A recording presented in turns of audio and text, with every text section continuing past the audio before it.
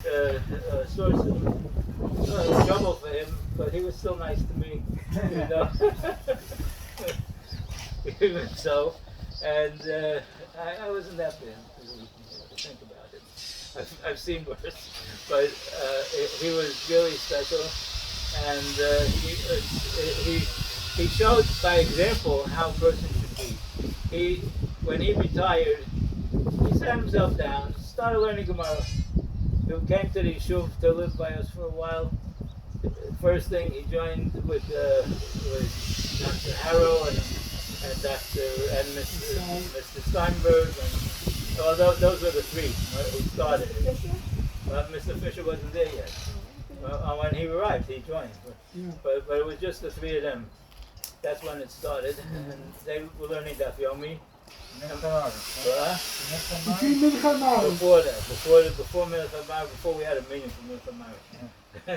Then by Mincha Marav also, between Mincha Marav, then we had Mr. Fisher, Mr. Gorman. Baruch Hashem, they were a very happy crew. They learned together, they argued together, but they argued with good feelings. They didn't argue in anger or anything. Like say, you don't know what they're talking about. That's how they argue. That's normal. That was what Dr. Harrow said. What? Dr. Harrow said that too? I knew that. Well, all right, I won't get into personalities. And then besides that,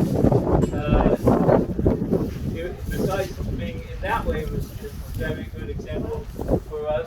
It was also a very good example for how a person should behave towards the next person. I remember when I was walking with him in Borough Park, and we walked down the street and we see our Goyish neighbors. He would always talk to the Goyish neighbors as if they were his best friends. Not really best friends, but as if he knew them well. And they naturally responded in kind. And I don't know how the world got to where it is today, because if people would have just gone that way, we would have peace on earth. But even when he was in the army, he was supposed to go to D-Day, and then he got appendicitis. So they postponed his service until after he was recovered from his appendicitis. Then he ended up in the South Pacific, where instead of being a shooting person, he was a lineman, what's called a lineman. He put down wires so that they could have tikshoret. And he didn't kill anybody. He said, I don't think he killed anybody in the whole war. At one point he was told to kill somebody. Somebody came in, he didn't notice his mom, but he was somebody, a green looking guy, or whatever they were,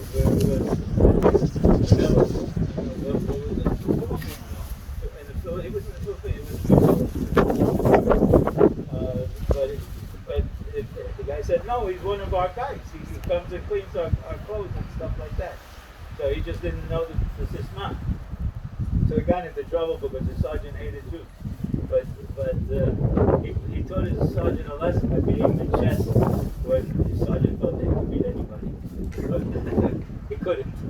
And my grandmother, Zevana Levracha, the most outstanding memory that I have of my grandmother was one time I was supposed to babysit by the Fixlers. Fixlers are Yankee and Mendy and that's it. And Bobby was living by Ellen, her daughter, and Bobby was already getting a little older. I don't know. Maybe I was being watched by Bobby, and I thought it was the other way around. but I know I had to prepare for a test the next day in Halakha. So my grandmother didn't know any Hebrew. So I couldn't use a Kitzur Shulchan Aruch, the one that we learned in Yeshiva, but my father gave me a Yiddish Kitzur Shulchan Aruch, and I started learning it with her. So I improved my Yiddish a little bit.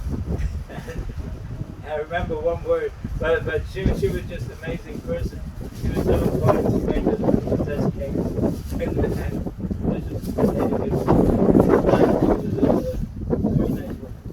And she died at a ripe old age.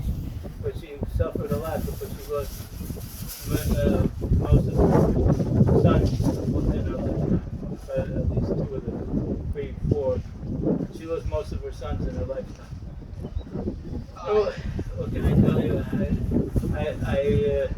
I'm very happy to be in our community. That the first thing that we did when the first person moved into Gino Tremont was decide that we have to have a shiur on Friday nights. So Matti and Barry were the first two, I think, no? And then Steve came along, and anyway, so I'm very happy to be in this community. And now we have a Rabbah community. I'd like to say a few words if you don't mind.